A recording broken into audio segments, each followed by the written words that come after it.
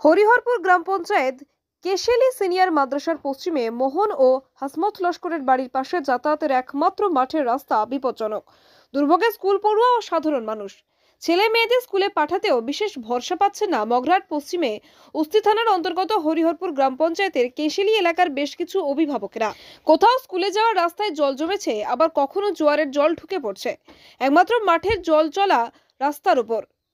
উদ্বিগ্ন অভিভাবকদের প্রশ্ন, স্কুল ও বাজারে যাওয়ার পথ যদি নিরাপদ না হয় তাহলে কোন ভরসায় ছেলেমেয়েদের স্কুলে পাঠাবো। স্থানীয় একাংশ মনে করছেন এই উদ্বেগ কিন্তু একেবারেই অমূলক নয়। স্কুল ও বাজারে যাওয়ার যাতায়াতের রাস্তা অবস্থা সত্যিই বিপজ্জনক, কিন্তু বাস্তবে দেখা যাচ্ছে বহু স্থানীয় মানুষ ও পড়ুয়ারা স্কুলে যাচ্ছে বিপদের ঝুঁকি নিয়েই। অভিযোগ স্থানীয় যুবকদের। বিষয়টি স্থানীয় পঞ্চায়েত ও প্রশাসনকে জানালেও কারোর তরফে তেমনটা কোনো সাড়া মেলেনি। স্থানীয় এক যুবক জানান, হরিহরপুর গ্রাম পঞ্চায়েত ৭৮ নম্বর বুথে কেশিলি সিনিয়র মাদ্রাসার পশ্চিমে বাড়ি মোহন মোল্লার ও হাসমত লস্করের বাড়ির পাশ দিয়ে ওখান থেকে পিচের রাস্তার প্রায় ৪০০ ফুটের মতো। সেই রাস্তা হয়ে গেলে স্কুল, কলেজ, বাজার, হাসপাতাল প্রতিদিন কয়েক শত মানুষের যাতায়াতের সুবিধা হবে। তা না হলে অনেক ঘুরপথ দিয়ে সময় অপচয় হয়ে নষ্ট হতে পারে। বিশেষ করে বর্ষাকালে খুব সমস্যার মধ্যে পড়তে হয় বাচ্চাদের স্কুলে যাওয়ার জন্য। প্রতি পঞ্চায়েত নির্বাচনের সময় থেকে বিধানসভা থেকে লোকসভা ভোট পর্যন্ত প্রলোভন দেখিয়ে আসে স্থানীয় নেতৃত্বরা।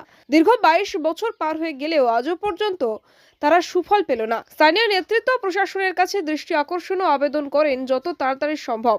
একমাত্র এই মাঠের রাস্তা পাকা সম্পূর্ণ হলেই উপকৃত হবেন এলাকার শত পরিবার। দাবি হচ্ছে একটাই, যেটা আমাদের আজকের এই যে ৪০০ ফুট, মাত্র ৪০০ ফুট রাস্তা, এখান থেকে আজকে দীর্ঘ ২২ বছর হয়ে গেল এলাকা যারা নেতৃত্ব দিচ্ছে শুধু আমাদেরকে প্রলোভন দেয়, রাস্তাটা হয়ে যাবে ভোটের পরে হয়ে যাবে, এরকম করে প্রলোভন দিয়ে আজকে দীর্ঘ তারা ২২টা বছর এইভাবে কাটিয়ে দিয়েছে। কিন্তু আমরা তার কোনো নমুনা দেখতে পেলাম না। অনেক জায়গায় অনেক চেষ্টা করলাম, এলাকা থেকে প্রধান থেকে সমস্ত মানুষের কাছে আমরা যাতায়াত করেছি, এ ব্যাপারে লিখিত আছে।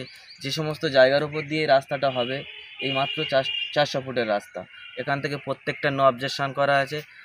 যে দুদিকের মালিক, জমির মালিকের কাছ থেকে নো অবজেকশন করা আছে, তারা কাগজ আমাদেরকে সই দিয়েছে যে তোমরা করো, তারাও আবেগ রয়েছে। কিন্তু আমাদের তো এত টাকা খরচা করার মতো অকাত নেই, কিন্তু তারা প্রত্যেকবারে আমাদেরকে প্রলোভন দেয়, ঠিক আছে হয়ে যাবে করে আজকে দীর্ঘ এত বছর কাটিয়ে দিচ্ছে। এখান থেকে এই রাস্তাটার জন্য ছোট ছোট বাচ্চারা থেকে চালু করে স্কুলে যায়, হাই স্কুল, উচ্চ মাধ্যমিক, কলেজে যায়, এমনকি এই রাস্তা দিয়ে খুব সমস্যার মধ্যে পড়ে। তারা বর্ষাকালে যেতেই পারে না, টোটালি অফ। চারদিকে হাঁটুর উপরে কাপড় তুলে পায়ে কাদা লাগিয়ে তারা পানির ওপর দিয়ে তারা স্কুলে যায়, হাসপাতাল, বাজার সব এইটা দিয়ে।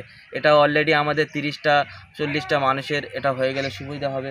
এবং তারপরেও যেটা এখন রাস্তাটা হয়ে গেলে এলাকার না হলে ২-৪০০ লোকের এইটা দিয়ে যাতায়াত করার জন্য সুবিধা হবে। বাজারে, হাসপাতালে, স্কুল, কলেজ, কেজি স্কুলে যাওয়ার জন্য প্রত্যেকটা মানুষের উপকারে কাজে লাগবে।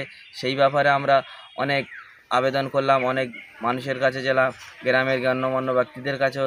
উস্তি থেকে বাইজিৎ মণ্ডলের রিপোর্ট, ডিএন নিউজ বাংলা।